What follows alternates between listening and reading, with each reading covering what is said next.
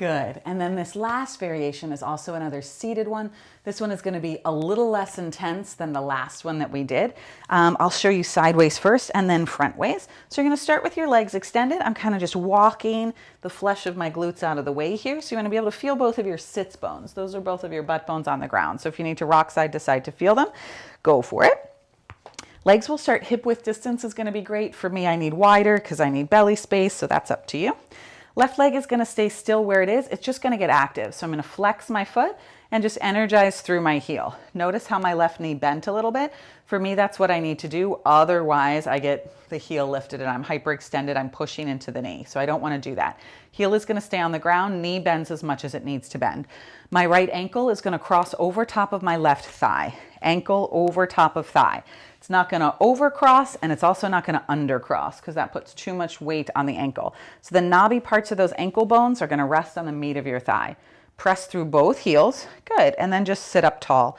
We like to hunch backwards. I know I do. But see if you can sit up a little bit taller. So right away, you already might be getting a stretch in the low back, right hip, maybe left hip, and certainly under the left leg.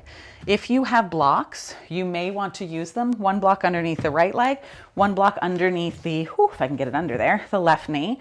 And that's going to offer you a little more support and stretch. The taller up you sit, the more you're going to experience that.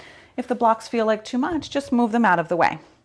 From here, if sitting up feels good, but you want more, you can plant your hands on the ground, sit yourself up taller. So you're rooted through your butt bones, you're lengthening through your head. You're going to take this shape and just tilt it on a diagonal. So you're going to need to make space for baby, if you've got one, right, in between the legs. And then you're just going to settle the ribs, energize through the heart and the top of the head, and push your butt bones down and back, right? So I'm not hunching and rounding. I'm getting very active, and I can already feel a lot more in the back of my left leg and a lot more in my right hip.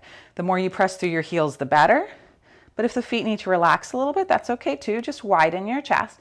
Good. And if this feels good, keep it. Also a great time to grab those blocks and you can kind of hang out on them with a nice flat active spine.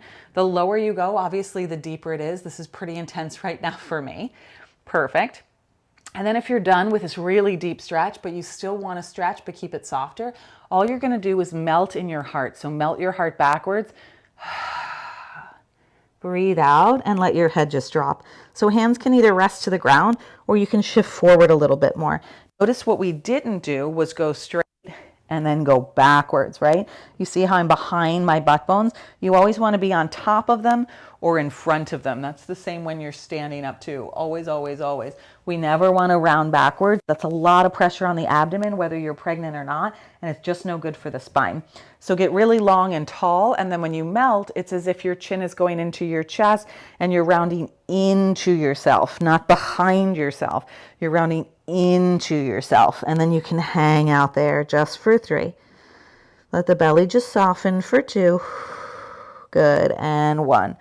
Roll yourself up. Switch out and just show you the front so you know what's going on. Front wise, we can kind of take a look at things that way, and then we'll be done with these 3 variations. So we'll start with the right leg long and strong. Again, I'm going to go wider than hip width for me. Right leg long and strong, energy through the heel, little bend in the right knee if you need. Left ankle bone, joint, those knobby things. Bop, bop, put them on top of your thigh. How up on the thigh, higher than the knee. Nothing is ever going to go on your knee. Knees don't bend backwards. You're never going to put anything on your knee that's going to push it backwards, so don't do it now. Press through both of your heels and again, sit up. Notice how you're probably rocked a little left. I feel like I am. So I'm going to rock a little more to the right. You want to drop even weight right through the butt bones and not be rocked one way or the other. If sitting upright feels good, stay there. Again, we're not hunching backwards. We're pressing through the butt bones to lift. Maybe you start to walk the hands forward if you need to kind of nudge that belly and go for it. And keep that long, flat spine. This is a super deep stretch for me right away. There's a lot of energy through the head, a lot of energy through the butt bones, and I can even feel it up my side body as well. It's intense, but it's actually pretty nice. And again, blocks, wherever they went, can go under hands at any height or level that you need. Good. And if this feels good and you want to be able to melt into it more, chin to chest, round your spine, and then melt straight down into yourself. Again, not melting backwards so it's hard to breathe.